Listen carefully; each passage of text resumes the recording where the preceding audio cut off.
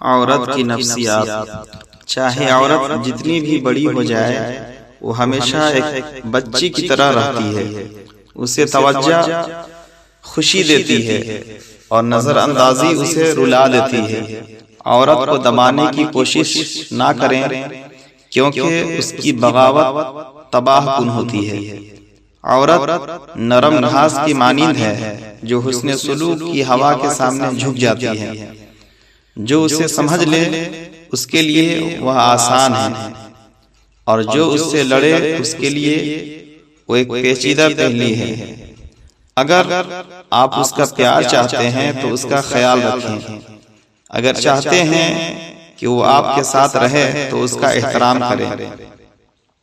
ایک غصے سے بھرپور عورت سے بحث کرنے کی کوشش ایسے ہے جیسے طوفان کے دوران اخبار کے صفحات پلٹنے کی کوشش۔ بس اسے گلے لگا لے وہ خود ہی پرسکون ہو جائے گی۔ وہ مرد جو عورت کی چھوٹی غلطیوں کو معاف نہیں کرتا وہ اس کی بڑی خوبیاں بھی حاصل نہیں کر سکتا۔ عورت کسی مرد کے سائے میں جینا چاہتی ہے نہ کہ کسی مرد کے ظلم کے نیچے۔ عورت دل کے قریب موجود ایک پسلی سے پیدا کی گئی جو محبت، نرمی اور ہمدردی سے بھری ہوئی ہے۔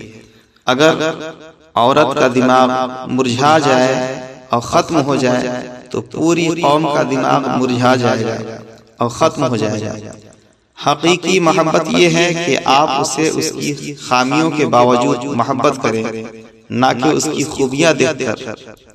عورت اس مرد سے محبت کرتی ہے جو اس کے لیے بھائی، سہارا اور دوست ہو، جو اس کی عقل اور شخصیت کا احترام کرے۔ عورت کو بنایا ہی اس لیے گیا ہے کہ اسے محبت دی جائے، نہ کہ سمجھنے کی کوشش کی جائے۔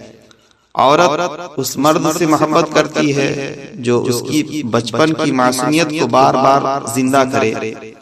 عورت ایک ساز کی مانند ہے جو اپنی بہترین دھنیں صرف اسی کے لیے بجاتی ہے جو اس کے دل کے تاروں کو بجانا جانتا ہو۔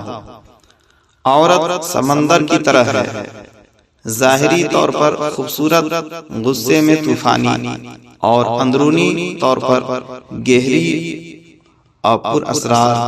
عورت کی نظر میں مرد وہ ہے جو اسے خوشی دے، سہارا دے اور نصیحت کرنے سے پہلے اسے سہارا فراہم کرے۔ اپنی عورت کے لیے مرد بنے نہ کہ اس پر مردانگی جتائیں۔ اور آخر میں ہم ان لوگوں کے لیے بولتے ہیں جو بلند اخلاق اور علم و شعور رکھتے ہیں۔ ان میں سے کچھ ہماری باتوں کو پسندیدگی سے سنتے ہیں اور کچھ خاموشی سے ہماری باتوں کو سنتے ہیں۔ ان سب کو میری طرف سے دلی سلام اور عزت و احترام۔